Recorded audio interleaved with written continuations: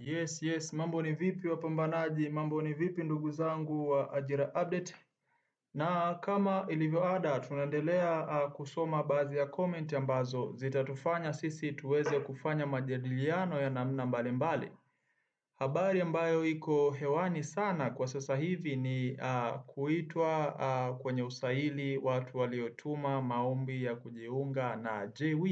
Hivyo kuna ndugu wetu mmoja amecomment kitu chini. Sasa ninaomba tuingie kwenye majadiliano mawili matatu na then tunaweza tukaja na jibu muafaka. Nitaanza mimi kutoa komenti yangu hapa, na hii ni kupitia kwa baadhi ya watu ambao tulishafanya discussion kama siku mbili zilizopita, nadhani kama sio ni juzi tulifanya discussion hiyo na tukapata ufafanuzi zaidi.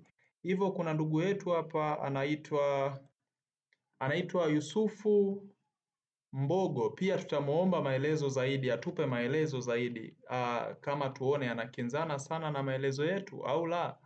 Na pia lengo maalum ni kutafuta taarifa ambayo au kupata taarifa kila muda ambapo mabadiliko yanatokea. Ndiyo lengo maalum hapa inatakiwa tuliweke sawa. Yusufu Mbogo anasema ya kwamba watu washaitwa, mbona jamani msiwape matumaini hayo, watu washaripoti makambini tayari.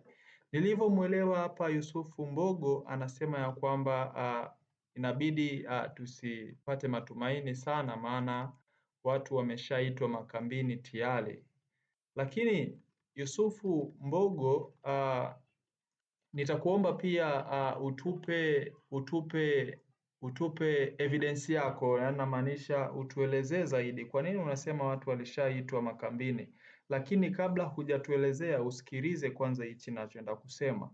Iko hivi, nadhani ni siku mbili zimepita, tulikuwa na mwenzetu kwenye hii channel ambayo tupo pamoja yani. Kwa hiyo alifafanua akasema ya kwamba ni kweli kwamba watu tayari wapo makambini, lakini walio makambini ambao wanafanya usaili kwa sasa hivi ni watu ambao waliopo Msata, na watu waliopo Msata ni wale ambao walikuwa vikosini kwa njia ya kujitolea, umenielewa? Lakini kwa ambao walituma maombi makao makuu, namaanisha Msalato, usaili bado. Na akawa amesema ya kwamba kuna washikaji wake ambao wao wapo kule kabisa, lakini kwa sasa hivi simu zao wameshakusanya, umenielewa? Kwa maana hiyo kwa sasa hivi hana access nao, lakini kabla ya kukusanya simu alikuwa anawasiliana nao. Iko hivyo. Sasa wewe tunaomba utufafanulie kwamba unasema kwamba tayari au umesikia mtu ambaye alituma maombi makao makuu, maana maombi ya kwetu yalikuwa yanaenda Dodoma. Wote tumetuma maombi Dodoma makao makuu. Je, kuna watu ambao wametuma maombi makao makuu tayari wameshapigiwa simu na wameenda kwenye usaili? Kwa hiyo tunaomba kama una evidence, labda kuna mshikaji wako ambaye alikuwa mtaani ameshapigiwa simu, basi tujuze tuone kweli, tupate taarifa iliyonyoka. Lakini kuhusiana na kukata matumaini, ndugu yangu, kiufupi hata sasa hivi ni lazima kuishi kwa matumaini. Ukiwa unaishi kwa matumaini, haijalishi kwamba utapigiwa simu au hautapigiwa, lakini lengo lako ni moja, kwamba one day one time lazima ni wini, one day one time lazima nitoboe maisha. Hiyo ndio kuishi kwa matumaini. Ukikosa matumaini kwenye maisha, basi umepotea ndugu yangu. Kwa hiyo hakikisha ya kwamba hata kama ni wewe bado uliomba ajira, basi endelea kuishi kwa matumaini. Wakati huo endelea kufanya shughuli zingine. Usisahau kwamba nimeshakupa mtihani wa wewe uweze kutupa Bwana Yusuf Mbogo, uweze kutuelezea kwa nini unasema hivi. Umeelewa?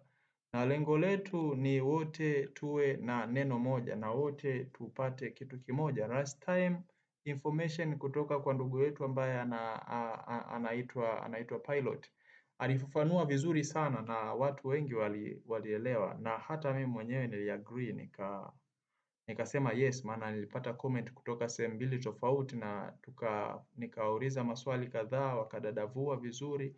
Yes, ndio iko hivyo. Kwa hiyo na wewe pia ninaomba utoe why, yani kwa nini unasema hivyo? Maana aliyesema alisema kwamba kweli usaili umeanza kufanyika, lakini ni kwa upande wa watu ambao walikuwa vikosini. Lakini kwa watu ambao wametuma maombi makao makuu bado, yani wale wa mtaani bado. Kwa maana hiyo maybe you can clarify. Yes, Kiingereza sahihi, unaweza ukatufanyia hapo clarification kabisa vizuri tukaelewa. Chao, asante.